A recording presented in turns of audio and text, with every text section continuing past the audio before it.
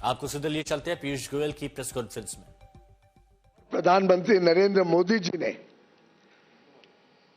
एक बहुत ही भविष्य को सामने रखकर दोनों देशों की संबंधों को, दोनों देशों की कूटनीति को देखते हुए, दोनों नेताओं की मित्रता को देखते हुए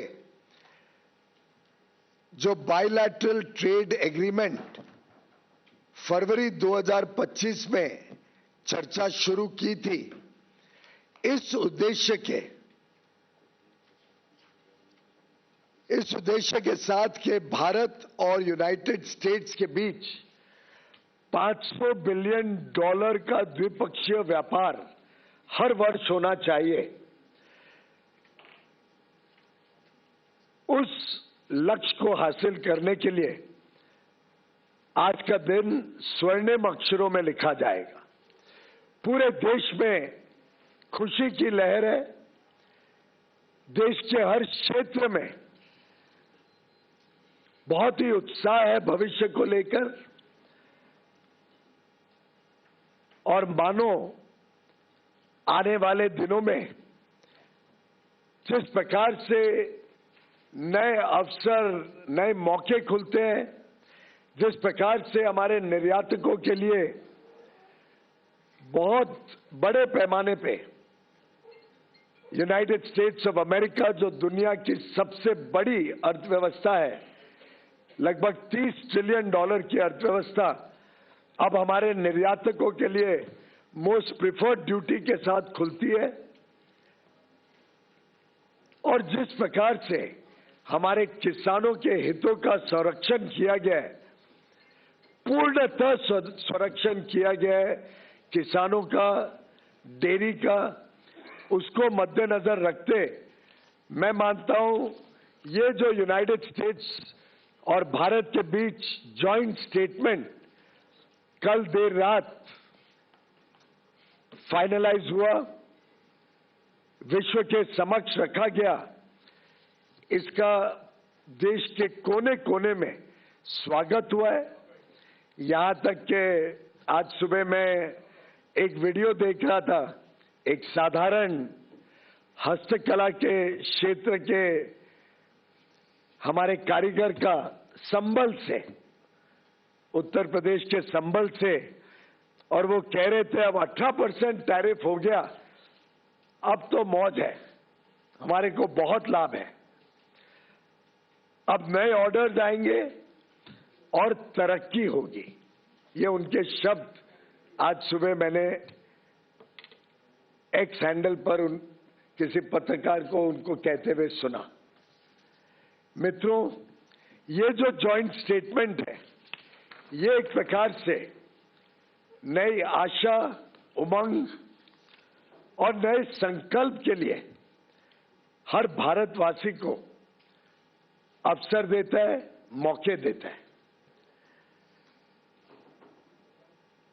यूनाइटेड स्टेट्स ऑफ अमेरिका ने भारत के साथ अपने संबंधों को और मजबूत बनाने के दृष्टिकोण से जो बायलैटरल ट्रेड एग्रीमेंट का पहला अंश अब तय किया है, उसके तहत 50% की जो रेसिप्रोकल टैरिफ भारत के निर्यात के ऊपर अमेरिका में लगती थी, वो अब 50% से घटकर मात्र 18% लगेगी।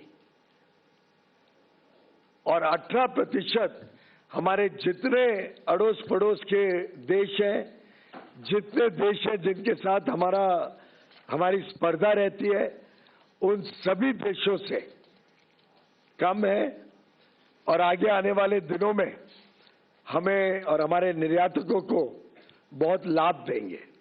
अगर हम देखें तो चाइना के ऊपर अमेरिका ने लगभग 35% ड्यूटी रखी है, वियतनाम पर 20%, बांग्लादेश पर 20%, इंडोनेशिया पर 19%, हम सभी स्पर्धा में खड़े देशों से कम हैं।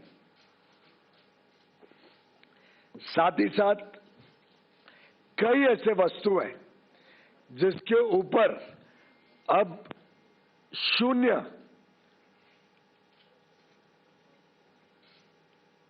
क्या है,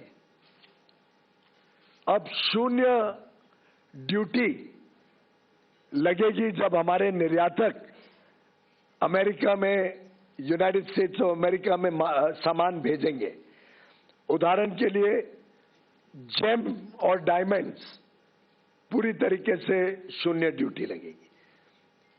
फार्मास्यूटिकल प्रोडक्ट्स जो भारत से दवाइयां बड़े रूप में जाती हैं, लगभग $13 बिलियन की, उस पे शून्य ड्यूटी लगेगी।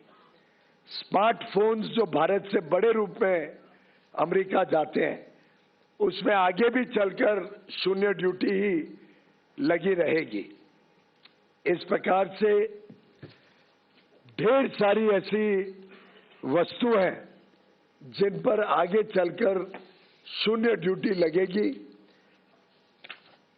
कृषि के क्षेत्र में भी ऐसे कई सारे वस्तु हैं जो भारत से निर्यात होंगे अमेरिका में, जिस पर शून्य रेसिप्रोकल टैरिफ लगेगा, एडिशनल ड्यूटी शून्य हो जाएगी।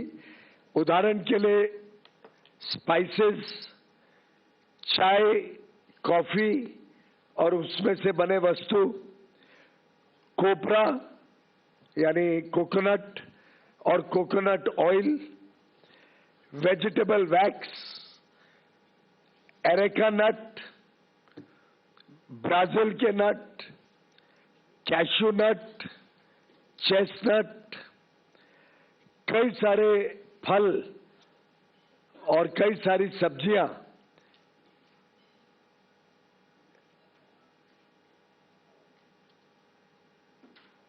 जैसे कि एवोकाडोस, बनाना, केला, गुआवा, मैंगो, आम, kiwi, papaya, pineapple, shiitake, mushroom Kashmir का, बाकी अन्य विभाग से।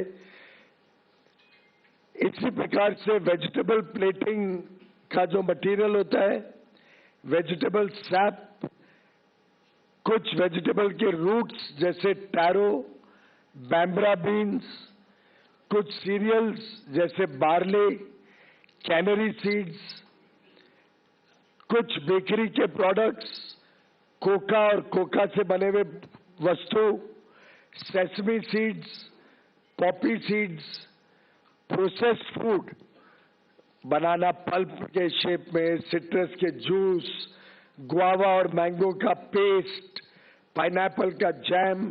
अब ये सभी वस्तुओं पर जो हमारे किसान भारत में बनाते हैं, इस पर अमेरिका में रेसिप्रोकल टैरिफ 50% से घटकर शून्य हो जाएगा। शून्य।